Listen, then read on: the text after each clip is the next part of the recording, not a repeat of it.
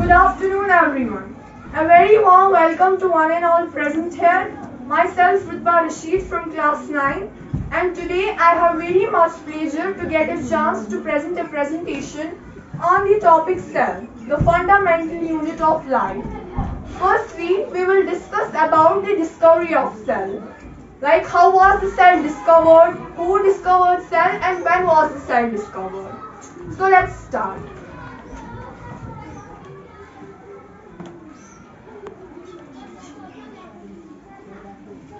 In 1665,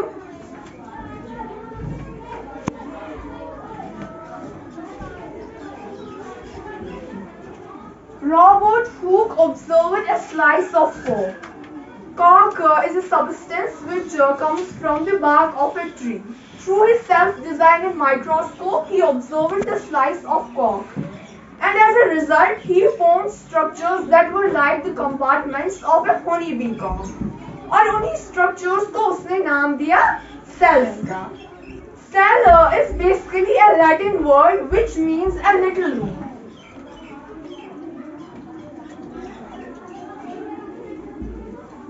cell जो है ये एक लैटिन वर्ड है जिसकी मीनिंग a little room है.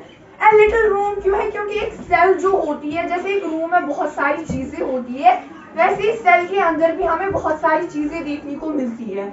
जैसे न्यूक्लियस है या बहुत सारी ऑर्गेनीज है, साइटोप्लाज्म है, ईआर है, गोल्गी अपैरेटस है, वैक्यूल्स है.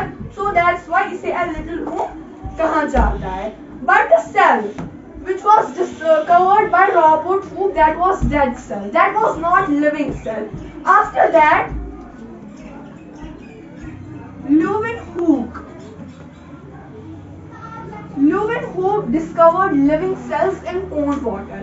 रॉबर्ट हुक ने जो सेल्स डिस्कवर की थी वो डेड सेल्स थी, वो लिविंग सेल्स नहीं थी. उसके बाद ल्यूवेनहूक ने जो है लिविंग सेल्स को डिस्कवर किया इन पोंड वाटर. ओके, तो अगर हम ऑर्गेनिज्म्स की बात करें on the basis of cell तो दो टाइप्स के आते हैं. एक होता है यूनिसेल्युलर ऑर्गेनिज्म और दूसरा होता है मल्टीसेल्युलर ऑर्गेनिज्म. यूनिसेल्युलर ऑर्गेनिज्म वो ऑर्गेनिज्म है जो सिर्फ एक सेल का बना होता है. I will give you example. जैसे एमीबा है. Amoeba is made up of only one cell. और मल्टीसेल्युलर में मैं आपको एग्जांपल दूंगी हम ह्यूमन बीइंग्स की. Because we humans are made up of trillions of cells. Okay? तो अब हम बात करते हैं सेल थ्योरी की. By the late 1830s, two scientists, I'm not sure, but I guess one was botanist and second one was zoologist. और उनके जो नाम थे, एक का नाम शील्डन था जो कि शायद से botanist था और शिवन जो कि zoologist था. उन्होंने जो है late 1830s में सेल थ्योरी की. सेल थ्योरी में उन्होंने दो बातें की. पहली बात जो उन्होंने कही वो थी all living organisms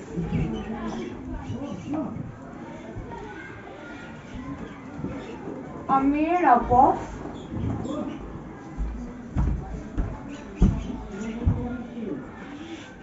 cells.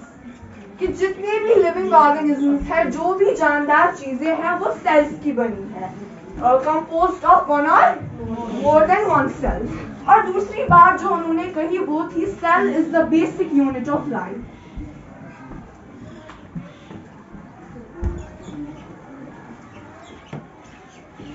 ये दो बातें थी जो उन्होंने सेल थ्योरी में कही थी. पहली ये कि all living organisms are composed of one or more cells, और दूसरी ये कि cell is the basic unit of life. कि जो सेल है ये बेसिक यूनिट ऑफ लाइफ क्यों है? क्योंकि इसी से हमारा वजूद है. सेल्स है तो टिश्यूज बनते हैं, टिश्यूज है तो ऑर्गन्स बनते हैं, ऑर्गन्स है तो ऑर्गन सिस्टम बनता है, और एक ऑर्गन सिस्टम जब बनता है तो वो फॉर्म करते हैं एक ऑर्गेनिज्म को. उसके बाद Rudolf Virchow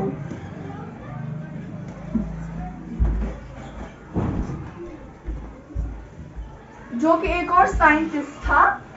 So Rudolf Virchow modified the cell theory and stated on the cellule cellula, which means new cells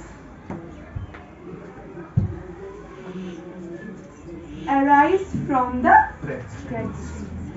pre-existing cells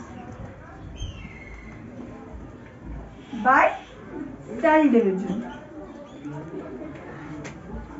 कि जो हमारी बॉडी में जो नई सेल्स बनती है, नई सेल्स फॉर्म होती है, वो प्री एग्जिस्टिंग सेल्स से आती है. प्री एग्जिस्टिंग सेल्स का मतलब है हमारी बॉडी में ऑलरेडी जो सेल्स प्रेजेंट होती है. जब सेल डिवीजन होता है, जब सेल डिवाइड होती है, तो नई सेल जो हमारी बॉडी में आती है वो उन्हीं पुरानी सेल्स, प्री एग्जिस्टिंग सेल्स से आती है. ये बात कही रुडोल्फ विर्चो ने, जब उसने इस थ्योरी को मॉडिफाई किया. थ्योरी दी गई थी शील्डन एंड श्वान ने दी थी इन लेट 1830s. तो उन्होंने ये दो बातें कही थी.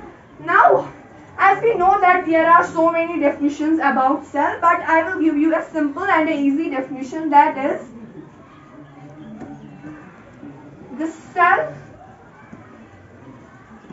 is the fundamental and structural unit of life.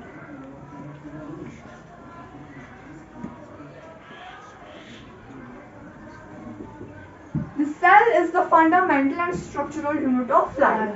इसे हम structural unit of life क्यों कहते हैं? क्योंकि as I already told you in the beginning कि सेल जो है ये बेसिक यूनिट ऑफ लाइफ है, जिससे कि हमारा ऑरिजिन है. तो एक बॉडी का जो स्ट्रक्चर होता है वो उसकी सेल्स से ही बनता है. जिसकी जैसी सेल्स होंगी उसका स्ट्रक्चर ऐसा बनेगा.